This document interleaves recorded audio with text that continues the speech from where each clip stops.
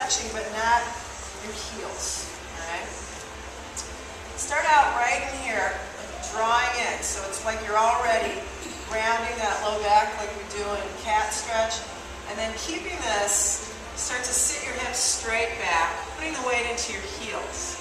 You can even balance your upper body on your lower body to start, just till you get the hang of this. You really want to lengthen the lower back. Okay? And shift your weight back even more into your heels.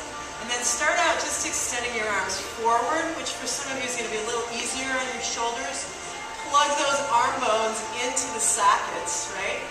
And then maybe take your arms up a little higher. Keep tucking, keep sitting, keep breathing. Now keep your left knee bent and lightly step back to your high lunge. Working more on the transition than the pose. You already know the pose pretty well. Let's bring that right elbow across to the outside of the left thigh. Press the left hand into the right hand.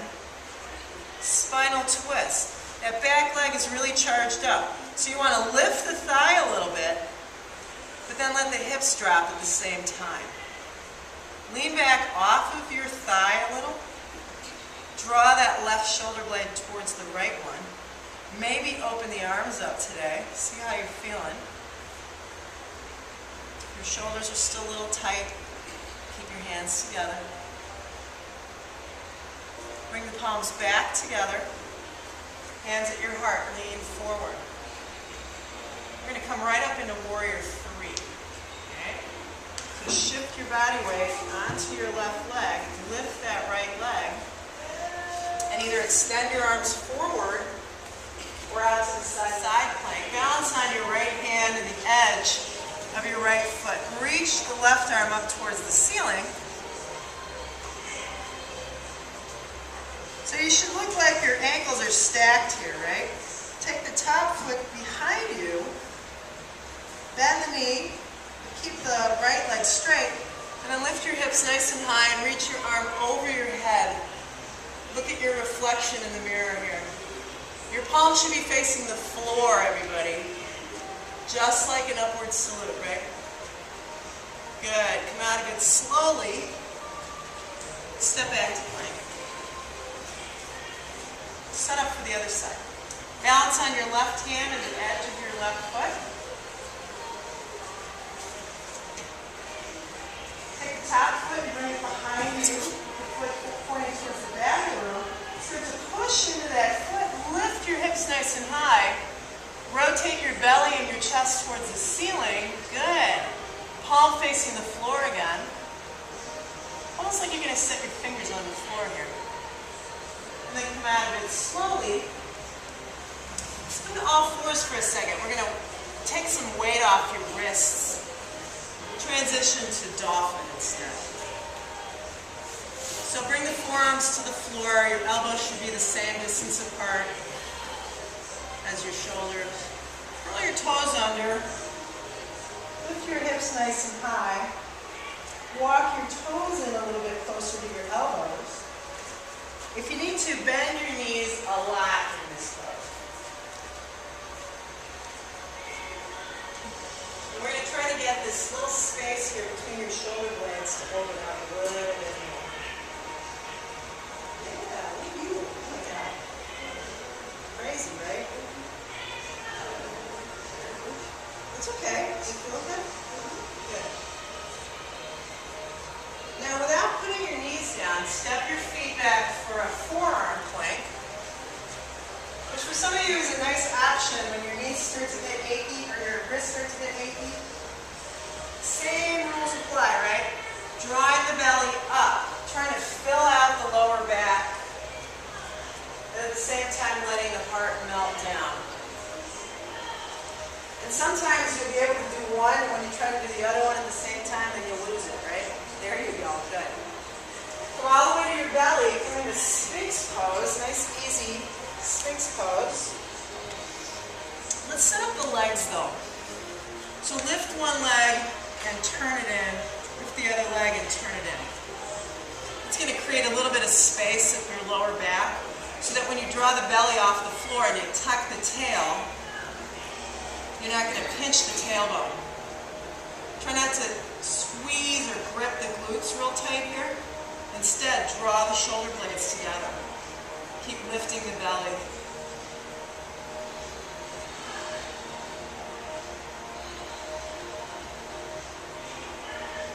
Okay, so fold your right arm in, bend your left leg. Reach back and find either the top of your foot or your ankle. So switch legs, Martha. Left leg today. I know, we always start on the right, so all you lefties get a little bit of attention today. Now just grabbing your foot might be putting you at your maximum. If not, tuck the tail more, maybe come up higher, flip your hand over completely, like your arm is positioned for chaturanga, yeah?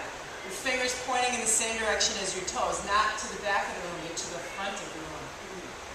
That's the tricky part, right? This is not so bad. This is a whole different story, right? Oh yeah. Keep tucking that tail.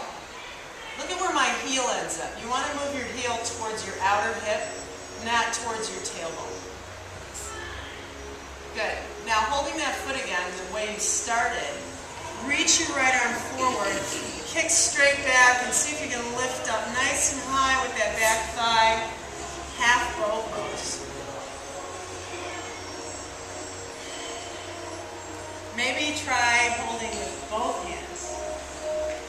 Woo! Squeeze the shoulder blades together and press the top of the right foot into the floor.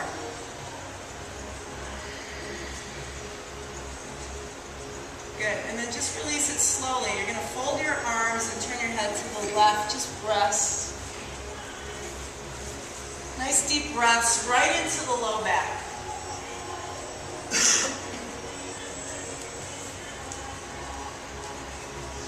Okay, setting up for the second side. And then take your feet nice and wide and toe out. Drop your hips down between your heels, bringing your elbows to your inner knees. Malasana.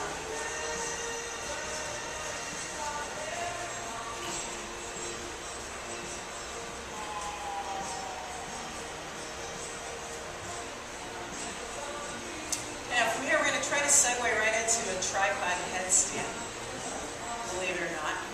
Your elbows are going to support your knees at first, like a little shelf. But what you're going to probably tend to do is take your arms too far forward, bring your hands back, and you're going to plant your head forward. So you really want to create that triangular shape to the pose, right? So bring your head to the floor, keep your hands where you can see them, and put your knees under your elbows. Maybe that's as far as you're going to go today, right? Try to bring your toes together. From there you can lift straight up. Let me know if you're close and you want a backboard. Good.